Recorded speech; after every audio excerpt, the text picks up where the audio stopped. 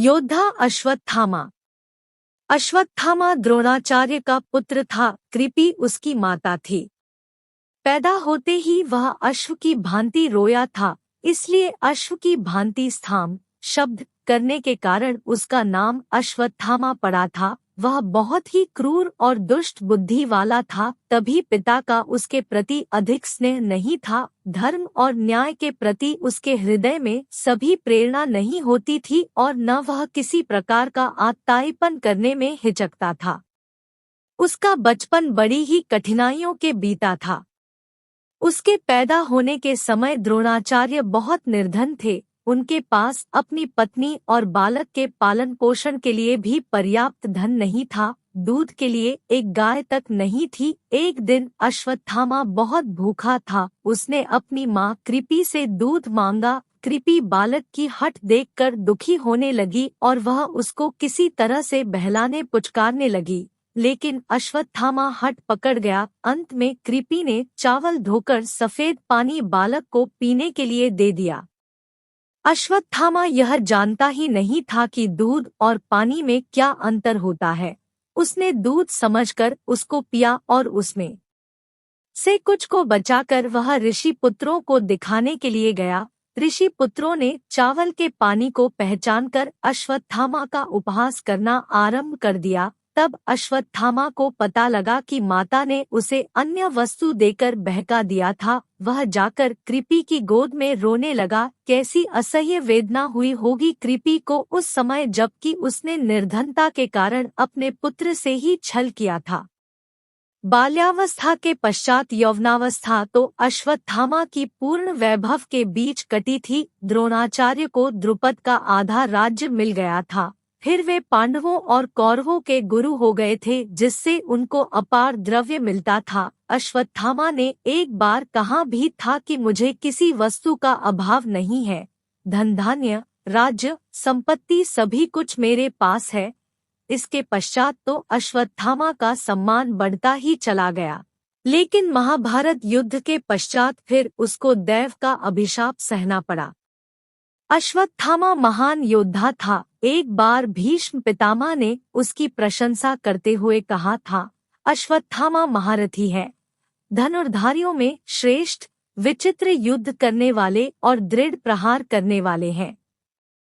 युद्ध क्षेत्र में तो साक्षात यमराज जान पड़ते हैं, किंतु उनमें एक दोष है, उनको अपना जीवन अति प्रिय है। मृत्यु से डरने के कारण वे युद्ध से जी चुराते हैं। इस कारण न तो उन्हें रथी मानता हूँ और न अतिरथी। भीष्म पितामह ने अश्वत्थामा की ठीक ही प्रशंसा की है। सचमुच वह इतना ही शूरवीर था, लेकिन मृत्यु से डरने वाला कहकर भीष्म ने उसके चरित्र पर धब्बा लगाया है, जबकि वह इतना डरपोक भी नहीं था जो मृत्यु से डरता हो। कई बार उसने युद्ध क्षेत्र में आकर शत्रु का सामना किया था। एक बार कर्ण पर ही रुष्ट होकर वह अपनी जान की परवाह न करते हुए तलवार लेकर टूट पड़ा था। एक समय की बात है, कौरवों ने विराट की नगरी पर आक्रमण करने का विचार किया। उस समय बहुत से अपशकुन होने लगे, जिन्हें देखकर द्रोणाचार्य ने कहा, इस समय हमें युद्ध करने के लिए नहीं जाना चाहिए, क्योंकि लगता है हम अर्जुन को पराजित नहीं कर पाएंगे। अर्जुन की यह प्रशंसा द्रोणाचार्य के मुंह से सुनकर कर्ण के हृदय में आग सी लग गई। जब उससे यह नहीं सहा गया तो उसने द्रोणाचार्य से कड़ू बातें कहना आरंभ किया और साथ में वह अपनी वीरता का दंभ भी भरने लगा। इस समय अश्वत्थामा ने बिगड़कर सभी कौरवों तथा कर्ण से कहा, निर्दय दुर्योधन के सिवा कौन क्षत्रिय कर्ट के जुए से राज्य पाकर संतुष्ट हो सकता है? बहेलिये की तरह धोखेबाजी से धन वैभव प्राप्त करके कौन अपनी बढ़ाई चाहेगा? क्या तुमने जिन पांडवों का सर्वस्व छीन लिया है, उनको कभी आमने सामने युद्ध में हराया भी है? किस युद्ध में पांडवों को परास्त करके तुम द्रौपदी को सभा में घसीट लाए थे? कर्ण, तुम आज अपनी वीरता का दम भरते हो। मैं कहता हूँ, अर्जुन बल और पराक्रम में तुमसे कहीं अधिक श्रेष्ठ है। इसके पश्चात फिर वह दुर्योधन की ओर मुड़कर कहने लगा, तुमने जिस प्रकार जुआ खेला, जिस प्रकार द्रौपदी को सभा में घसीट कर लाए और जिस प्रकार इंद्रप्रस्थ का राज्य तुमने हड़प लिया, उसी प्रकार अब अर्जुन का सामना करो। क्षत्रिय धर्म में निपुण चतुर जुआरी तुम्हारा मामा भी आकर अपना पराक्रम दिखाए। कोई भी तुम में से जाकर उस पराक्रमी अर्जुन से मुकाबला करे, मैं उससे युद्ध नहीं करूँगा। हाँ, विराट अगर युद्धस्थल में आए तो उसका सामना मैं अवश्य करूँगा। अश्वत्थामा की बातें सुनकर सभी लोग चुप हो गए। ऐसा साहसी और निर्भीक था अश्वत्थामा। भीष्म के अंतिम शब्द उसके चरित्र पर ठीक नहीं उतरते। पता नहीं किस अवसर पर भीष्म ने इस प्रकार का निर्णय किया था। एक बार फिर अश्वत्थामा की कर्ण से कहासुनी हो गई थी। जब द्रोणाचार्य कौरवों की सेना के सेनापति थे, तब पांडवों की सेना का वेग देखकर दुर्योधन ने कर्ण से कहा था, वीरवर कर्ण, तुम मेरे मित्र हो। देखो कौरव सेना का किस बुरी तरह से पांडव संहार कर रहे हैं। यही मित्रता का परिचय देने का उचित अवसर है, कुछ करके दिखाओ। दुर्योधन की बातें सुनकर कर्ण अपने पराक्रम की डींग हाँकने लगा। वह कहने लगा, अर्जुन मेरे सामने आकर क्या युद्ध करेगा, उसको तो मैं क्षण भर में परास्त कर सकता हूँ। उसकी क्या सामर्थ्य कि मेरे तीक्ष्ण बाणों का सामना कर पाए। मैं उसको युद्धस्थल में धराशायी करके अपनी सच्ची मित्रता का परिचय दूंगा। कृपाचार्य कर्ण की ये बातें सुन रहे थे, उन्हें बहुत बुरा लग रहा था। उन्होंने इस दंभ के लिए कर्ण को फटकारा भी, उन्होंने कर्ण को बुराभला भी कहा, यहाँ तक कि उन्होंने कह डाला कि अगर अब की बार जीभ चलाए तो इसी तलवार से काट दूंगा। कृपाचार्य अश्वत्थामा के मामा थे और वैसे भी कौरव पांडवों के गुरु थे और वृद्ध पुरुष थे। इसी कारण अश्वत्थामा उनका अपमान न सह सका। उसने क्रोधावेश में आकर कर्ण से कहा, सूतपुत्र, तू बड़ा अधम है, अपने सामने किसी को कुछ समझता ही नहीं, स्वयं अपने मुंह से अपनी बड़ाई करता है। जिस समय अर्जुन ने जयद्रथ को मारा था, उस समय तेरी वीरता कहाँ सो रही थी। अगर सच्चा शूरवीर था तो उस समय आकर पराक्रमी अर्जुन का सामना करता और उसको धराशायी करके जयद्रथ के प्राण बचाता। ये कटु वचन सुनकर कर्ण को गुस्सा आ गया। वह उठ खड़ा हुआ। इधर अश्वत्थामा भी तलवार खींचकर उस पर झपट पड़ा। उस समय झगड़ा बढ़ते देख दुर्योधन और कृपाचार्य ने आकर बीच बचाव कर दिया। दुर्योधन ने दोनों को समझाया और कहा, शूरवीरों, तुम ही तो मेरी सारी शक्ति हो, फिर इस तरह आपस में लड़कर इस शक्ति को क्यों नष्ट करना चाहते हो। इस घटना को देखने से पता चलता है कि अश्वत्थामा बड़े खरे स्वभाव का था। वह चाटुकारिता में विश्वास नहीं करता था। दुर्योधन तक को अपशब्द कहने में वह नहीं डरता था। फिर कैसे कह सकते हैं कि अश्वत्थामा कायर था। लेकिन बाद में चलकर तो उसने चोरों की तरह इस प्रकार के आतताई जैसे कर्म किए कि उनसे उसकी सारी शूरता पर पानी फिर गया और वह घृणित और क्रूर समझा गया। उसने द्रौपदी के 5 पुत्रों को उस समय मारा था जब वे अचेत सो रहे थे। लेकिन क्यों वह इतना क्रूर और बर्बर पिशाच जैसा हो गया, इसके पीछे कारण है उसके पिता की हत्या भी अन्यायपूर्वक की गई थी। जब द्रोणाचार्य ने धर्मराज युधिष्ठिर से मुंह से यह सुन लिया कि अश्वत्थामा मारा गया, तो उन्होंने शस्त्र त्याग दिए और योग धारण करके अपने रथ पर बैठ गए। तभी धृष्टद्युम्न ने आकर उनका सिर काट डाला। द्रोणाचार्य को अपने किए का फल मिला था, क्योंकि उन्होंने भी तो निहत्थे अभिमन्यु का इसी प्रकार वध करवाया था। लेकिन जब अश्वत्थामा को पिता के इस प्रकार अन्यायपूर्ण वध की बात मालूम हुई तो उसको बड़ा दुख हुआ और उसने क्रोध में जलकर पांडवों और पांचालों को नष्ट कर डालने की प्रतिज्ञा कर डाली। दुर्योधन ने उसे और भी इसके लिए उत्तेजित किया। अश्वत्थामा को युधिष्ठिर पर भी बड़ा क्रोध आ रहा था, क्योंकि वह उस व्यक्ति से कभी भी ऐसे झूठ की आशा नहीं करता था। उसने उसी क्षण अपनी भुजा उठाकर कहा, आज इस अन्याय के बदले पांडवों के शव पृथ्वी पर पड़े मिलेंगे। मैं नारायणास्त्र का प्रयोग करूंगा। जिसे मेरे सिवा और कोई नहीं जानता, उसी के द्वारा मैं आज शत्रु के सारे गर्व को चूर करूंगा और उनको सदा के लिए इस पृथ्वी से मिटा दूंगा।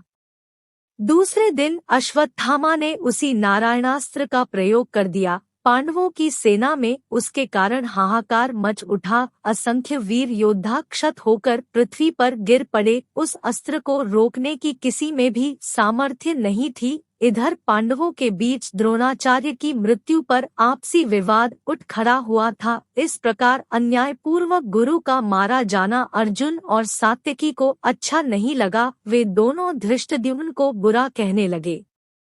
गुरु की मृत्यु का उन्हें बड़ा शोक हुआ, यहाँ तक कि सात्यकी तो गदा तानकर धृष्टद्युम्न को मारने के लिए आगे बढ़ आया। उस समय श्री कृष्ण का संकेत पाकर भीमसेन ने जाकर उसे किसी तरह रोका, क्योंकि इधर तो अश्वत्थामा पांडव सेना का संहार करता हुआ आ रहा था और उधर आपस का झगड़ा बढ़ता चला जा रहा था। इस सबसे सर्वनाश की आशंका थी।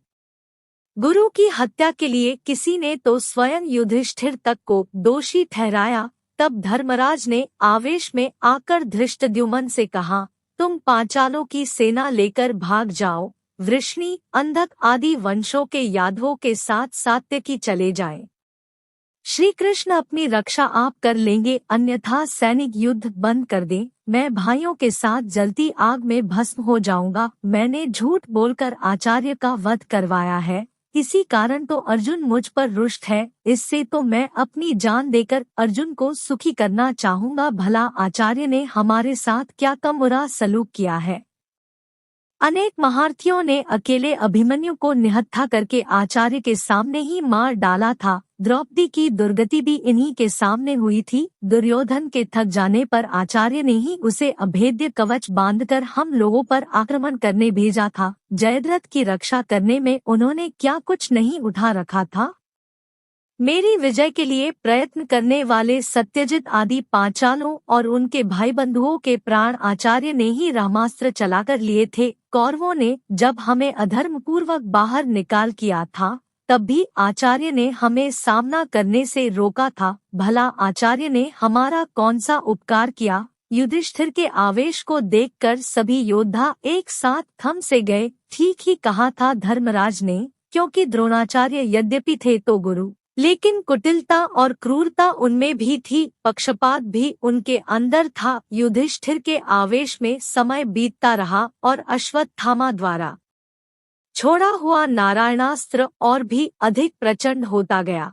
तब श्री कृष्ण ने सभी सैनिकों को युद्ध करने से रोककर कहा, वीरों, यह नारायणास्त्र अति प्रचंड है, इसका सामना कोई नहीं कर पाएगा। अतः तुम सभी शस्त्रास्त्र रखकर अपने वाहनों से उतर पड़ो। पृथ्वी पर लेट जाने से तुम इस प्रचंड अस्त्र की मार से अपने आप को बचा सकोगे। यदि कोई वीरता का दंभ भरकर इस अस्त्र का सामना करने का प्रयत्न करेगा तो यह और भी अधिक प्रबल हो जाएगा।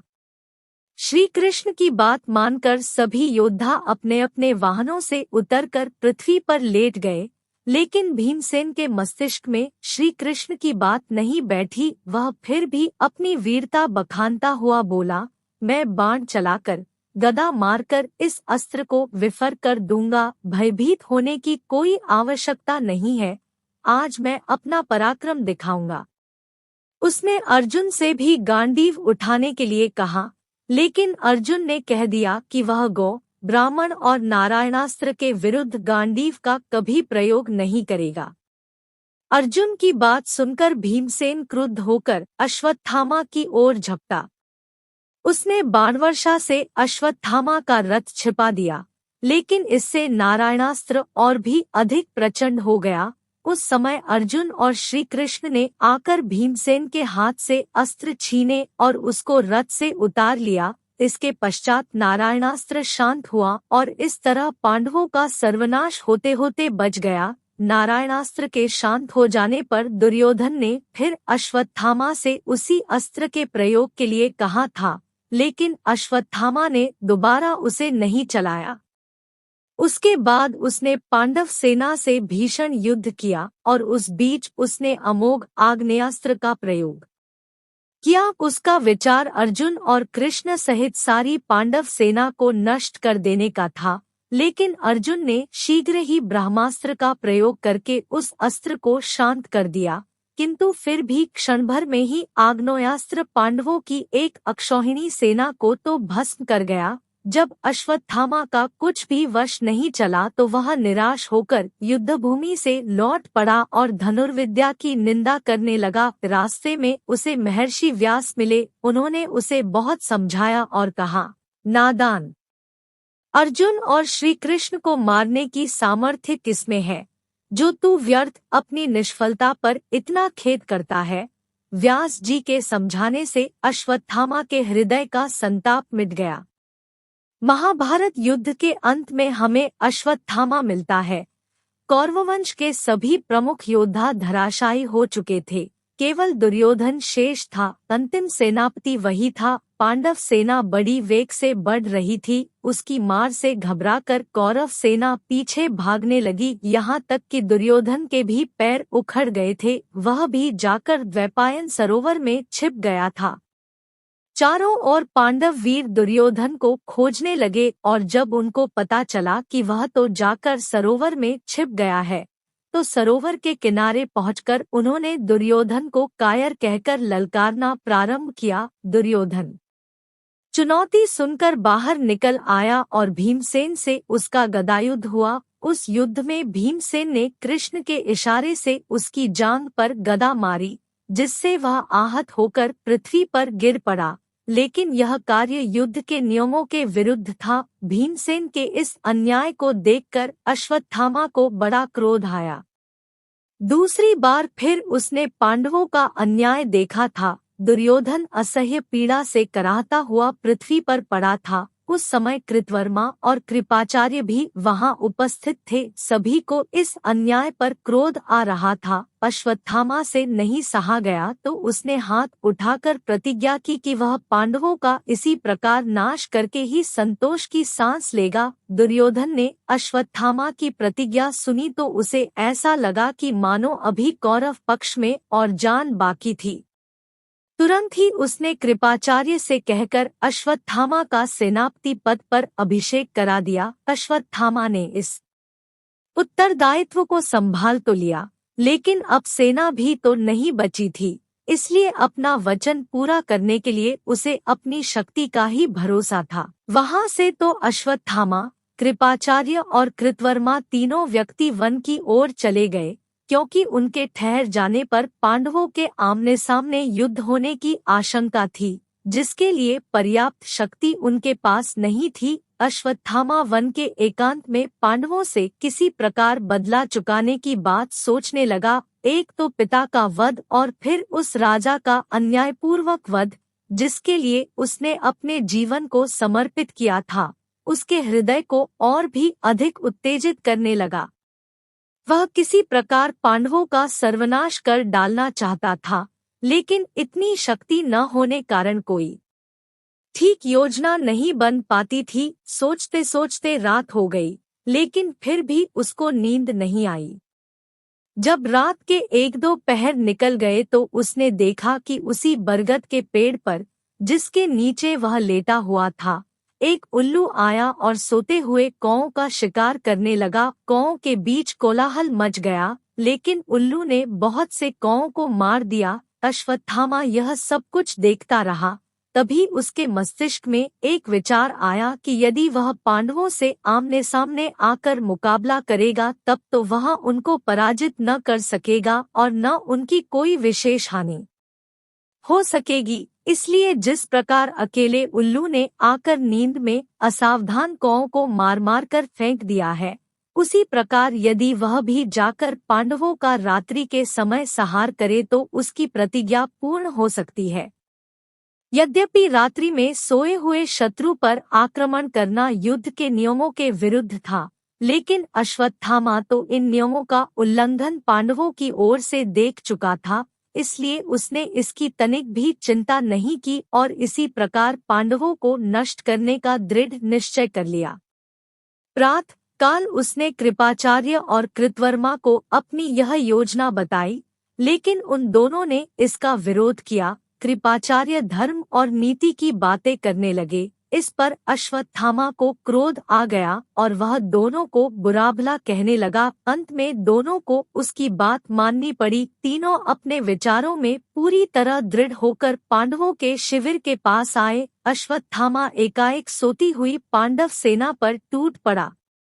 अनेक को उसने अपनी तलवार से मौत के घाट उतार दिया और जो घबराकर बाहर भागते थे उनको कृपाचार्य और कृतवर्मा मार डालते थे। इस प्रकार तीनों ने मिलकर बाहर और भीतर असंख्य योद्धाओं को मार डाला और इसके पश्चात शिविर में आग लगा दी, जिससे चारों ओर हाहाकार मच उठा। किसी प्रकार अश्वत्थामा ने अपने बाप के हत्यारे धृष्टद्युम्न को भी खोज लिया और उसका गला घोंटकर मार डाला। द्रौपदी के 5 पुत्रों को भी उसने उसी समय मार डाला। अश्वत्थामा का क्रोध उस समय इतना प्रचंड हो उठा था कि न्याय, दया, धर्म आदि तो उसकी दृष्टि से मानो पूरी तरह ओझल हो चुके थे।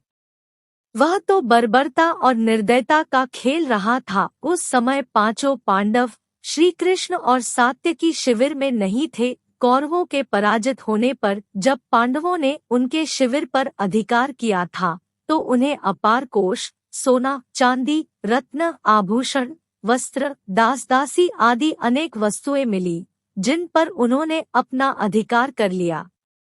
पूर्ण प्रसन्नता के साथ जब सभी शिविर में सोने के लिए जाने लगे तो कृष्ण ने युधिष्ठिर से कहा कि हम लोगों को आज कल्याण कामना से शिविर के बाहर रहना चाहिए। इसी कारण वे बच गए, नहीं तो पता नहीं महाभारत युद्ध का क्या अंत होता। लेकिन फिर भी रात्रि के समय जैसा हाहाकार इस समय अश्वत्थामा के उपद्रव के कारण हुआ, वैसा पहले कभी नहीं हुआ। इसका कारण था कि सभी वीर अधिकतर तो युद्ध के नियमों का पालन करते ही थे। तभी तो संध्याकाल समाप्त हो जाने पर कौरव पांडव एक दूसरे के शिविरों के भीतर जाते थे और पूर्ण सौहार्द के साथ बातें करते थे। फिर इस तरह चोर की तरह आक्रमण करना वीरता की गरिमा पर एक धब्बा है। क्षत्रिय कभी भी इस तरह शत्रु का संहार करके गर्व अनुभव नहीं करता। लेकिन अश्वत्थामा ने किसी प्रकार अपना बदला चुका लिया और यह भीषण हाहाकार मचाकर वह दुर्योधन के पास पहुंचा और कहने लगा, दुर्योधन, मैंने तुम्हारे प्रति किए अन्याय का बदला पांडवों से चुका लिया है। मैंने उनके शिविर में आग लगाकर उनका सर्वनाश कर डाला है। 5 पांडव श्री कृष्ण और सात्यकी तो अवश्य बच रहे हैं, क्योंकि वे शिविर में नहीं थे। बाकी सभी को मैंने यमलोक पहुंचा दिया है। वीरवर, अब संतोष धारण करो। मनुष्य तो क्या, पशु और पक्षियों तक को मैंने शिविर में मार डाला है। पांडव अपनी विजय पर खुशियां मना रहे होंगे, लेकिन जब इस सर्वनाश की बात सुनेंगे तो वे अपनी सारी खुशी भूल जाएंगे। अश्वत्थामा की यह बात सुनकर दुर्योधन मानो असह्य पीड़ा की मूर्छा से जाग पड़ा। उसने अश्वत्थामा की प्रशंसा करते हुए कहा, वीर अश्वत्थामा, आज तुमने मेरी आत्मा को संतुष्ट किया है। तुमने वह काम किया है जिसे तुम्हारे पिता द्रोण, भीष्म पितामह, कर्ण आदि कोई भी महारथी नहीं कर पाए। पापी धृष्टद्युम्न को तुमने मार डाला। यह सुनकर तो मेरी छाती ठंडी पड़ गई है, क्योंकि उसी पापी ने गुरुदेव की अन्यायपूर्वक हत्या की थी। फिर उसके साथ शिखंडी को भी मारकर तुमने बड़ा ही श्रेष्ठ कार्य किया है, क्योंकि उसी को सामने करके तो अर्जुन ने पितामह को गिराया था। सच, मुझे अब अपनी पराजय पर तनिक भी खेद नहीं है। मैं पूर्ण सुखी होकर स्वर्गलोक को जाता हूँ। वीरवार, वहीं हम सभी मिलेंगे। यह सुनकर दुर्योधन की श्वास रुक गई। अश्वत्थामा एक तरफ तो दुर्योधन के स्वर्गवास के कारण दुखी होने लगा, लेकिन दूसरी तरफ उसको आज एक असीम गर्व का अनुभव हो रहा था। वह सोच रहा था कि पिता की विक्षिप्त आत्मा आज शांत हो गई होगी, क्योंकि उसके बेटे ने अन्यायों से बदला चुका लिया है। इधर द्रौपदी अपने पांचों पुत्रों के शवों को देखकर दुख के कारण पागल सी हो उठी। उसकी गोद एक रात में सूनी हो गई थी। कहाँ तो संध्याकाल में दुर्योधन के धराशायी होने पर उसको अपनी विजय का गर्व हो रहा था, और कहाँ तक आतताई आकर उसकी सारी प्रसन्नता को कुचलकर सदा के लिए नष्ट कर गया। वह करुण क्रंदन करती हुई युधिष्ठिर के सामने आकर गिर पड़ी। इसी समय भीमसेन ने उसे संभाल लिया। द्रौपदी ने उसी बीच उठकर कहा कि जब तक मेरे लालों का हत्यारा वह पापी और दुराचारी अश्वत्थामा नहीं मारा जाएगा, तब मैं अन्नजल ग्रहण नहीं करूंगी। उस अन्यायी के माथे में एक महामणि है। जब तक कोई उसे लाकर मुझे नहीं दे देगा, तब तक मुझे यह विश्वास नहीं हो पाएगा कि वह दुष्ट मारा गया।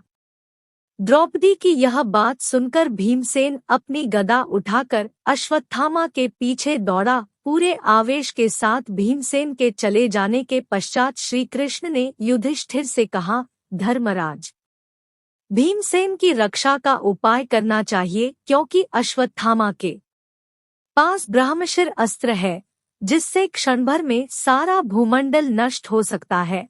गुरु द्रोणाचार्य ने यह अस्त्र अपने प्रिय शिष्य अर्जुन को ही दिया था, लेकिन जब अश्वत्थामा को इसका पता चला तो वह दुखी होकर पिता से उसको भी उस अस्त्र को सिखाने के लिए कहने लगा। द्रोणाचार्य को अपने पुत्र पर विश्वास नहीं था, क्योंकि वे जानते थे कि यह क्रूर प्रवृत्ति वाला अश्वत्थामा कहीं भी अस्त्र का दुरुपयोग कर सकता है। इसी कारण उन्होंने पहले उसे इसका प्रयोग नहीं सिखाया था, लेकिन उसके अधिक हठ करने पर उनको सिखाना पड़ा। फिर भी उन्होंने उससे वचन लिया था कि वह इसका दुरुपयोग नहीं करेगा, विशेष संकट पड़ने पर ही वह इसका प्रयोग करेगा। अश्वत्थामा ने वचन देकर वह अस्त्र सीख लिया। अब उसी का सबसे बड़ा भय है, क्योंकि अश्वत्थामा को उचित और अनुचित का तो अधिक विचार है नहीं। हो सकता है वह आवेश में आकर ब्रह्मशिर अस्त्र का प्रयोग कर बैठे तो सर्वनाश हो जाएगा। मैं आपको उसकी कुटिलता की बात बताता हूँ। एक बार वह द्वारका आकर मुझसे कहने लगा, पिताजी ने महर्षि अगस्त्य से जो ब्रह्मशिर अस्त्र प्राप्त किया है, मैंने सीख लिया है, उसको मुझसे लेकर बदले में मुझे अपना सुदर्शन चक्र दे दो। इस पर मैंने कहा, मुझे तुम्हारे ब्रह्मशिर अस्त्र की आवश्यकता नहीं है। मेरे धनुष, शक्ति, गदा और चक्र में से जिसकी भी तुम्हें आवश्यकता हो ले लो। सुदर्शन चक्र के 1000 लोहे के आरे थे, इस कारण अश्वत्थामा अपनी पूरी शक्ति लगाकर भी उसको उठा नहीं पाया। इससे वह पूरी तरह उदास होकर द्वारका से चला गया। स्वभाव से वह बड़ा क्रूर और निर्दयी है, और धर्म तथा न्याय की भावनाओं का उसके हृदय में तनिक भी स्थान नहीं है। इसलिए मैं कहता हूँ कि भीमसेन की इस परिस्थिति में रक्षा करना आवश्यक है। श्री कृष्ण की बात युधिष्ठिर और अर्जुन ने मान ली, और वे दोनों ही उनके साथ रथों पर आरूढ़ होकर चले। उन्होंने जाकर भीम को लौटाना चाहा, लेकिन भीम तो पवन के वेग से बढ़ रहा था। वह बढ़ता हुआ गंगा के किनारे पहुंच गया। वहां ऋषियों के बीच व्यास जी की बगल में अश्वत्थामा बैठा था। उसको देखते ही भीमसेन ने धनुष पर बाण चढ़ा लिया। उसी समय अर्जुन, युधिष्ठिर और कृष्ण भी वहां आ पहुंचे। अश्वत्थामा ने समझा कि ये मिलकर उसका वध करने के लिए आए हैं, इसलिए एक साथ आवेश में आकर उसने पास से ही एक सेंधा उखाड़ा और उस पर दिव्यास्त्र का प्रयोग किया। छोड़ते समय उसने अस्त्र को आज्ञा दी कि कोई भी पांडव जीवित नहीं बचना चाहिए। उस अस्त्र के छूटते ही प्रचंड अग्नि धधक उठी। ऐसा लगता था मानो यह तीनों लोगों को जलाकर क्षण भर में भस्मसात कर डालेगी। यह देखकर कृष्ण ने अर्जुन को इशारा किया, क्योंकि वही इस संकट से सबके प्राण बचा सकता था। गुरु द्रोणाचार्य ने इस अस्त्र को अर्जुन को भी तो सिखाया था। तब अर्जुन अपना गांडीव धनुष लेकर मैदान में कूद पड़ा और उसने अपने और अपने भाइयों के लिए स्वस्ति कहकर देवताओं और गुरुओं को प्रणाम और अस्त्र से ही अस्त्र का तेज शांत कर देने के लिए ब्रह्मशिर अस्त्र का प्रयोग किया। दोनों ओर से प्रचंड ज्वालाएं धधकती देखकर कोहराम मच उठा। जब अर्जुन ने दोनों महर्षियों को बीच में खड़े देखा तो तुरंत ही उसने अपने अस्त्र को शांत कर दिया और इसके साथ उसने क्षमा प्रार्थना की, लेकिन साथ में कहा, हे देव, मैं तो आपके सम्मान में अपना अस्त्र शांत कर चुका हूँ, लेकिन यदि अश्वत्थामा का अस्त्र शांत नहीं हुआ तो हमारा सर्वनाश निकट ही है।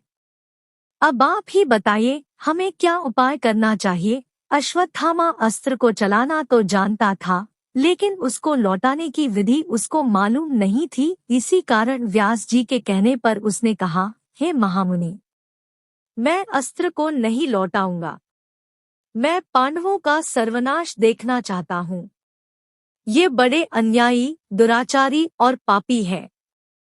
अश्वत्थामा के आवेश भरे शब्दों को सुनकर व्यास जी ने उसे बहुत कुछ समझाया और कहा, मूर्ख मत बन अश्वत्थामा। देख, अर्जुन ने कभी तेरे प्राण लेने की कामना नहीं की। उन्होंने अपना अस्त्र शांत कर लिया है, इसलिए अपने हृदय की सारी कलुष भावना हटाकर अपना अस्त्र शांत कर दे। पांडवों का सर्वनाश तू क्यों चाहता है?